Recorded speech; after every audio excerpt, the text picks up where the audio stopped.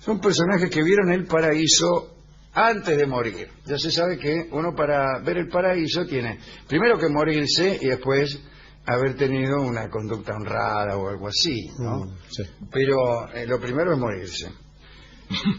Aquí hay personajes que antes de morirse pudieron espiar estos lugares.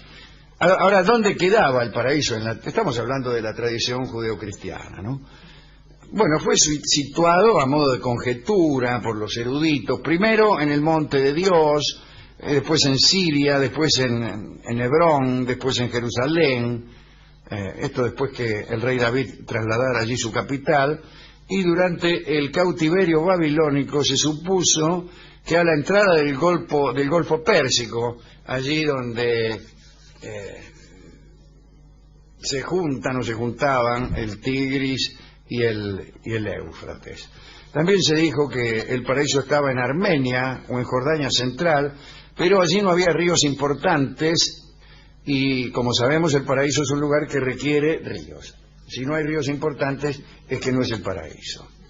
Se sabe que el jardín estaba custodiado por un par de querubines que constituían una asociación llamada la Llama de las Espadas Vibrantes, una agrupación de querubines. Ya se sabe que los querubines son funcionarios angélicos. Hay 9 coros y los querubines son el segundo en importancia de esos coros. En fin, cierto rey de Judá se propuso descubrir el paraíso. Sabiendo o no sabiendo estas cosas, dijo, bueno, vamos a ver si puedo espiar cómo es el paraíso. Se subió al monte Levián, desde cuya cima se podía oír el sonido de las espadas vibrantes de los querubines. Después de ordenar a varios de sus cortesanos que bajasen al valle, les dijo, seguid el sonido, las espadas hacen un ruidaje, será fácil localizar dónde está el paraíso simplemente parando la oreja. Ninguno de los cortesanos regresó con noticias ni con vida. Dicen que el Edén tiene 7 puertas. A la última se llega desde la cueva Macpela, que hemos mencionado hace algunos programas, cueva del Hebrón, que fue descubierta por Adán cuando estaba sepultando a Eva. Pero ahí también está sepultado Adán y también, como hemos dicho, Abraham y Sara. Jacob está con Raquel, pero antes estaba Isaac con Rebeca. ¿Jacob está con Raquel o con Lía? Yo no me acuerdo. No, con las dos no. Está con la que él no quería. Con Lía entonces. Sí. Sí, está con la que él no quería. Lamentablemente tengo que decirlo.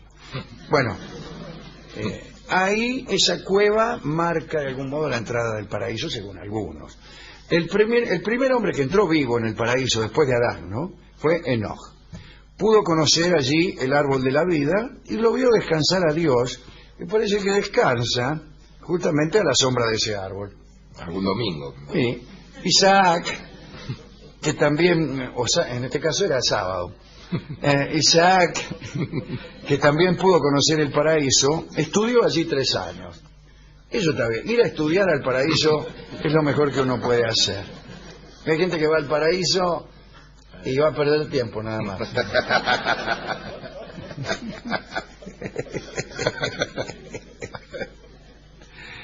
Bueno, más tarde, estamos hablando de Isaac, que estudiaba en el paraíso, su hijo Jacob, recién nombrado, obtuvo el derecho a entrar.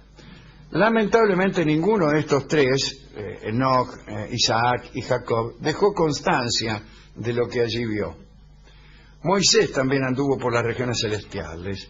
Lo llevó de visita un ángel que le mostró 70 tronos, ni uno menos, adornados con joyas que se alzaban sobre patas de oro puro y refulgían de zafiros y diamantes. En el mayor de los tronos se sentaba el padre Abraham. Después de Moisés no se encontró ningún otro mortal que fuera digno de un paraíso anticipado, salvo aquel que motiva nuestra charla de hoy, y que es Yehoshua ben Leví, un maestro de excepcional piedad. fue director de la escuela rabínica durante los comienzos del siglo III y protagonista de numerosas anécdotas lamentablemente edificantes. Las anécdotas son buenas, pero siempre aparece una moraleja que un poco las estropea. Dice la crónica que cuando Yehoshua era ya muy viejo, Dios ordenó al ángel de la muerte que concediera a este piadoso maestro un último deseo. Muy bien, apareció el ángel de la muerte, le dijo esto a Yehoshua y el viejo pidió ver cómo era el paraíso antes de morirse. Curioso pedido. Faltaba tan poco. Inmediatamente aceptaron el pedido, pero antes de salir, Yehoshua exigió al ángel de la muerte que le entregara la espada que este ángel siempre lleva por razones profesionales, desde luego, incluso para sentirse más seguro. Ya desarmado el ángel y llegando al muro que rodea el Edén, o que uno conjetura que debe rodear el Edén, no tanto para que no se escapen los de adentro, sino para que los pibes no empiecen a espiar. Una especie de country. Se les cuelen. Bueno, el ángel puso al maestro sobre sus hombros para que espiara. Y le dijo, bueno, espía. Y Yehoshua hizo entonces algo inesperado. Saltó por arriba del muro y se tiró de cabeza dentro del paraíso. Y allí, lejos del alcance del ángel de la muerte, el maestro Yehoshua declaró que se quedaría allí. Naturalmente los ángeles, ayudantes, se quejaron de aquella intromisión ante el mismo Dios. Le dijeron que aquel hombre había tomado por asalto el paraíso. La divinidad se limitó a pedir informes sobre la conducta del maestro. Informado por los ángeles de la rectitud de Yehoshua, ordenó que lo dejaran adentro sin molestarlo.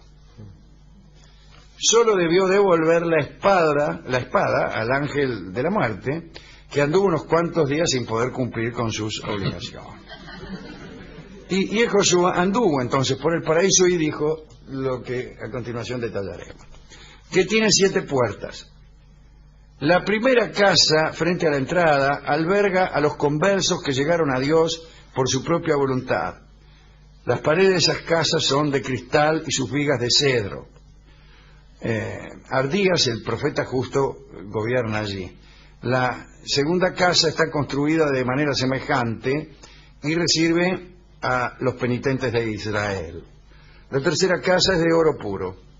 Allí se centra el árbol de la vida, en cuya sombra se sientan Adán, Isaac, Jacob, los patriarcas de las 12 tribus, todos los israelitas que salieron de Egipto y toda la generación del destierro.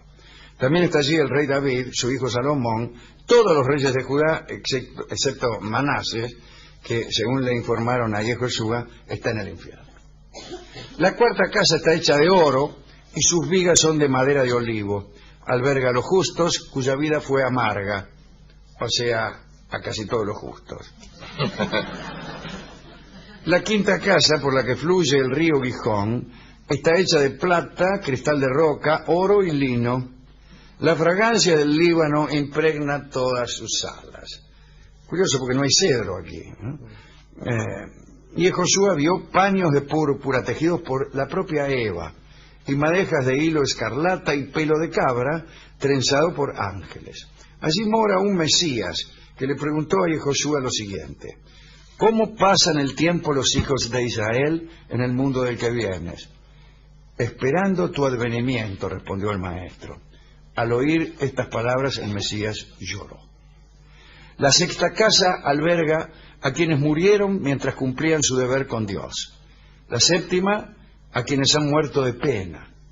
Algunos dicen que los habitantes del paraíso están cabeza abajo y caminan con las manos. Si un hechicero convoca al espíritu de un muerto, el muerto camina siempre invertido, a menos que lo invoque un rey. En tal caso, el muerto aparecerá de pie para mostrar su respeto a la realeza. Digo todo esto para aquellas personas que resuelvan convocar finados. Salvo que se trate de Reyes, le van a aparecer... del doctor Reyes, le van a aparecer cabeza para abajo. Le va a aparecer el finado caminando con las manos, lo cual provoca un gran susto. Ya que se te aparezca un muerto, claro, te da un poco de susto. Pero haciendo Pero la si el vertical. muerto viene caminando con las manos, Ahí ya. el estupor puede desmayarnos. Estos son todos los datos que nos ha dado el maestro Yehoshua acerca del paraíso. En otras mitologías de otras religiones hay visitantes del Edén un poco más minuciosos en sus descripciones. Algunos chinos, por ejemplo, creían fervientemente que era posible visitar la morada de los muertos y regresar mediante ciertos conjuros. Algunos hechiceros mandaban a personas a visitar el mundo de los muertos y les encargaban que se fijaran quiénes estaban entre los bienaventurados y quiénes no, para luego volver y dar esa información en la tierra. Ahora, naturalmente, para enviar a alguien al mundo de los muertos hay que matarlo. Y resulta que toda esa gente, todos esos emisarios iban y después no volvían. Una ingratitud que los hechiceros chinos no perdonaban.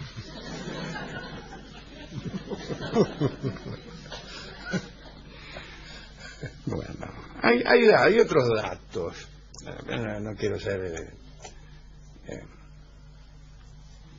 Un viajero de Constantinopla aseguró en una ocasión que solamente era destinado al paraíso una persona de cada 30.000 que moría.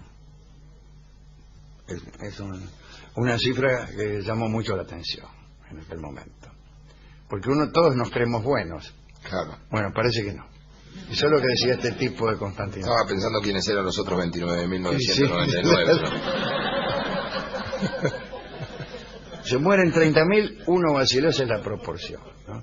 Tanto es así que en el infierno deben estar por esa misma causa amontonados como perejiles manteca, mientras que los paraísos Anda a conseguir un catre, están desiertos como hoteles marplatenses en invierno, así. Tipos se cambian de catrera todas las noches, un desperdicio. Bueno, ¿a quién podemos dedicar esta pequeña charla? Mayormente centrada en la personalidad de Yehoshua ben Levi, pero que ha rozado a algunos que también han ido. El propio profeta del Islam también estuvo en el cielo, según hemos contado no hace muchos días, acordándonos de aquella mula,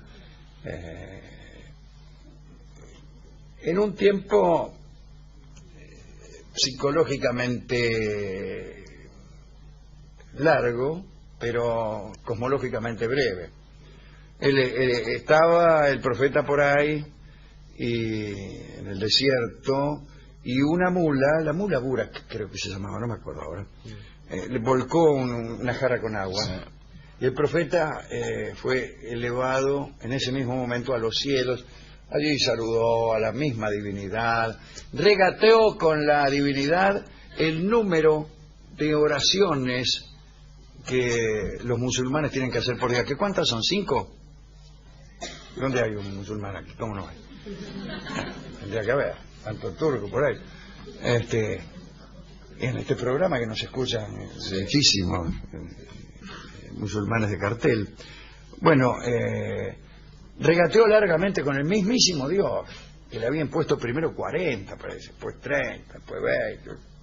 Muy curioso el viaje del profeta al cielo. Y cuando regresó, después de haber hablado con todos los profetas anteriores, con Abraham, con el mismísimo Cristo, a quien los musulmanes llaman Isa, volvió. Y la jarra todavía no había caído y se alcanzó a enderezar. Así que el tiempo que había transcurrido era verdaderamente breve. ¿A quién dedicamos esta charla? Aquí siempre evocamos una frase muy amorosa y muy poética, que es: el paraíso estaba donde ella estaba. ¡Qué maravilla! ¿No? ¡Qué maravilla! ¿Dónde está el paraíso? ¿Dónde está ella? El paraíso. Es un bello inciso. También Adán, ¿no? Creo que el poeta lo atribuye a Adán. Atribuye esta frase a Adán. A quien le preguntaron dónde estaba el paraíso y dónde estaba Eva, dónde va a estar. Claro. Y también a Emanuel Swedenborg, que vio uno de los paraísos que más me gustan a mí, que es un paraíso donde no entran los estúpidos. Yo no voy a entrar, pero va a ser un lindo lugar. Bueno, hemos ido a la discoteca a buscar discos que tengan que ver con esto, es decir, con personas que hayan visitado el paraíso sin morirse reglamentariamente. Y hemos elegido la bella canción que se llama Tú que puedes, vuélvete, que es lo que suelen decirle los que están en el más allá a los que llegan sin autorización o estando vivos todavía. Escucharemos esta bella canción de Atahualpa Yupanqui en la versión de una gran artista argentina que es Suma Paz.